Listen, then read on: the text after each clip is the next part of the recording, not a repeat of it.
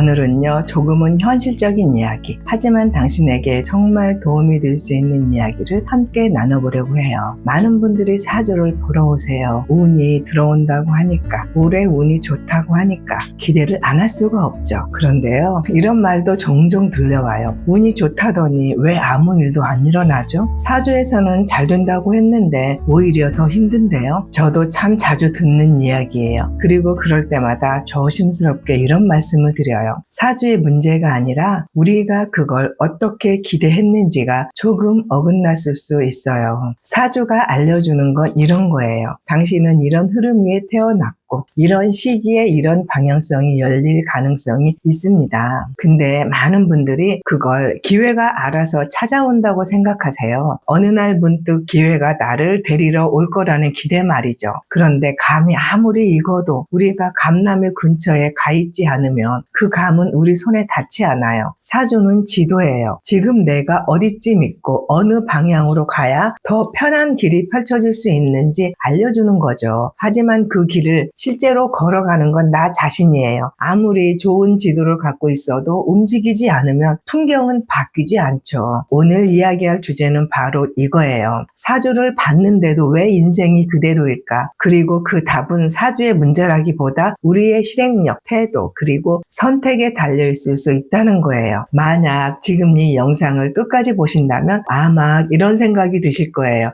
그래서 내가 계속 제자리였구나. 이제는 진짜 사주를 써먹을 수 있겠다. 그럼 지금부터 조금 더 깊이 있는 이야기를 시작해 볼게요. 사주를 봐도 인생이 안 바뀌는 이유, 그중 하나는 사주를 어떻게 바라보느냐에서 시작되는 경우가 많아요. 저도 사주 상담을 하다 보면 정말 다양한 분들을 많이 만나게 되는데요. 그분들이 사주를 접하는 방식은 대체로 세 가지 경향으로 나뉘더라고요. 첫 번째는 사주를 점처럼 보는 방식이에요. 저 언제 결혼하나요? 지금 회사 옮겨도 괜찮을까요? 올해 재물운은 있나요? 이런 질문들 누구나 한번 해봤을 거예요. 특히 삶이 막막할 때일수록 명확한 대답이 간절해지잖아요. 그런데 이런 질문을 하고 나서 그걸 어떻게 행동으로 연결할지는 잘 고민하지 않게 되는 경우가 많아요. 어쩌면 사주가 내 대신 결정을 내려주길 바라는 마음일 수도 있어요. 이 길로 가라고 했으니 그럼 그냥 가보자, 이런 식으로요. 그런데 이럴 땐 사주가 지도가 아니라 마치 점처럼 소비되는 경우가 많아요. 정답을 듣는 데서 멈춰버리는 거죠. 두 번째는요, 사주를 자기 해석용으로 활용하는 경우예요. 나는 상관이 강하대, 나는 정인이 많아서 감성이 풍부하대, 이렇게 자신의 성향을 이해하고 받아들이는 건 정말 좋은 출발이에요. 나는 원래 이런 사람이구나 하고 정리되는 것만으로도 마음이 편안해질 수 있죠. 그런데 조금 아쉬운 건 그 다음 질문이 빠져 있다는 거예요. 그래서 이 성향을 어디에 어떻게 써야 할지, 이게 지금 내 삶에서 잘 발휘되고 있을까? 이 질문이 빠지면 그냥 MBTI를 한 번 더 돌려본 것과 비슷한 수준에서 멈추게 돼요. 이해는 생겼지만 변화는 아직 없는 상태. 세 번째는요, 사주를 그때그때 감정 해소용으로 소비하는 경우예요. MBTI도 보고 타로도 보고 사주도 보고 그날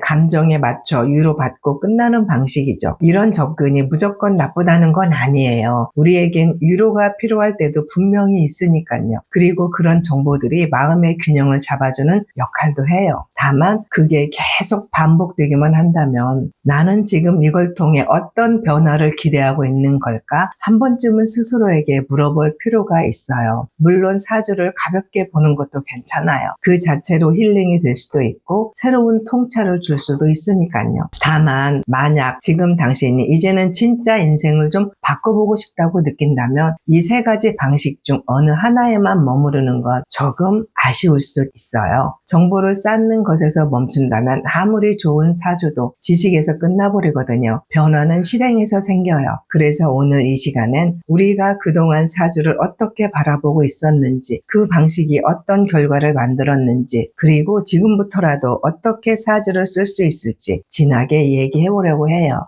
왜 사주를 봤는데도 인생이 그대로일까요? 저는 이 질문에 대해 늘 이렇게 정리하고는 해요. 정보는 받았는데 시스템은 그대로여서 그렇다. 사주를 보면 이런 말들을 자주 듣게 되죠. 올해는 운이 좋습니다. 이 시기엔 식상이 강해지네요. 정관이 당신의 핵심 키워드예요. 듣고 나면 뭔가 마음이 편안해지고 희망도 생기는 것 같고 기대도 되죠.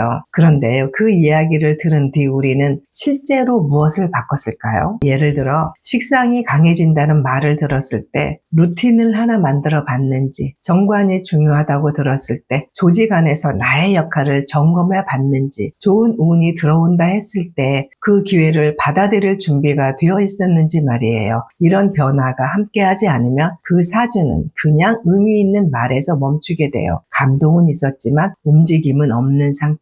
또 하나, 많은 분들이 이런 말을 하세요. 분명 운이 좋다는데 왜 더 힘들죠? 그럴 땐 이렇게 말씀드려요. 운이 와도 내가 그걸 감당할 준비가 안 되어 있으면 오히려 더 힘들 수 있어요. 예를 들어 정말 좋은 기회가 왔다고 해봐요. 근데 몸은 지쳐있고 생활 패턴도 흐트러져 있고 집중력도 바닥이라면 그 기회는 부담처럼 느껴지고 결국은 놓치게 되는 거죠. 그러니까 힘들어지는 건 운이 잘못된 게 아니라 운의 속도와 내 준비 상태가 맞지 않아서일 수 있어요. 운은 자동문 같아요. 문 앞에 다가가면 열리지만 아예 움직이지 않으면 절대 열리지 않아요. 그리고 또 하나, 많은 분들이 여기에 해당돼요. 운이 좋다고 하니까 기대는 했어요. 뭔가 잘 풀리겠지, 기회가 오겠지. 그런데 그 기대만 있었지 실제로 내가 한 행동은 없었던 거죠. 감이 잊고 있다는 걸 알면서도 감나무 근처엔 가지 않고 그냥 멀리서 지켜보기만 하는 상황이랄까요? 그래서 결국 사주는 문제도 아니고 거짓말도 아니에요. 정말 중요한 건 그 정보를 내가 얼마나 잘 써먹느냐예요. 혹시 지금 이 영상을 보고 있는 당신도 사주를 통해 어떤 메시지를 들었는데 막상 내 삶에서는 그 메시지가 잘 녹아들지 않았던 경험 있지 않으셨나요? 괜찮아요. 지금까지는 그럴 수 있어요.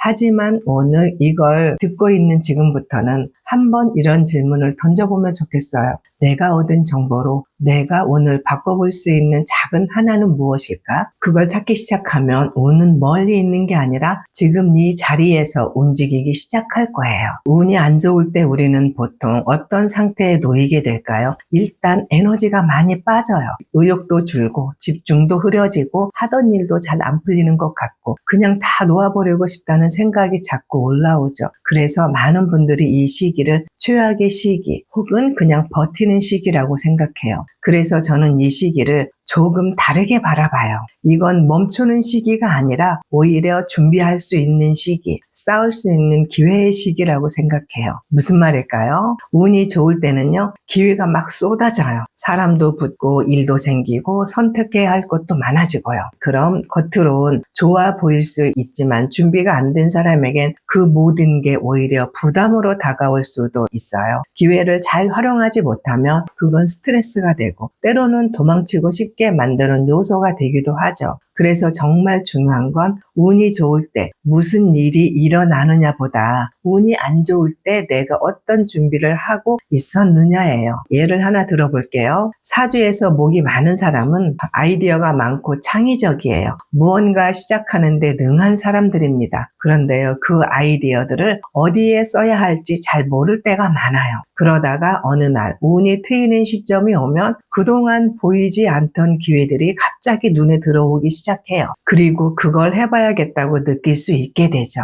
그때 실행에 옮기면 생각보다 성과가 빨리 나고 그게 일로 이어지거나 삶의 방향이 되기도 해요. 근데 이걸 위해서 미리 해둬야 할 일은 바로 기초 체력을 쌓아두는 일이에요. 체력이든 집중력이든 하루하루를 버텨낼 수 있는 루틴이든 기회가 왔을 때 바로 달릴 수 있으려면 그 기반이 단단해야 하니까요. 공부도 좋고 책을 읽는 것도 좋고 습관 하나를 만드는 것도 참 좋아요. 사람들은 자꾸 운이 언제 좋아질까를 기다리지만 정말 잘 풀리는 사람들을 보면 대부분 운이 나쁠 때 뭔가를 차곡차곡 쌓아두고 있었던 사람들이에요. 기회가 왔을 때 바로 치고 나갈 수 있었던 건 이미 안에서 꽉 차 있었기 때문이에요. 그러니까 만약 지금 당신이 뭔가 지쳐있고 모든 게 잘 안 풀리는 것처럼 느껴진다면 그건 어쩌면 멈춰야 할 시기가 아니라 쌓아야 할 시기일지도 몰라요. 한번 이렇게 생각해 보세요. 지금 이 시간을 내가 어떻게 보내느냐에 따라 다음 운이 왔을 때 내 삶이 완전히 달라질 수 있다. 이게 바로 제가 이 파트에서 꼭 전하고 싶었던 이야기예요. 사주를 대하는 방식에는 큰 차이가 있어요. 어떤 사람은 그냥 사주 한번 봤다고 하고 어떤 사람은 그걸 삶에 써봤다고 말합니다.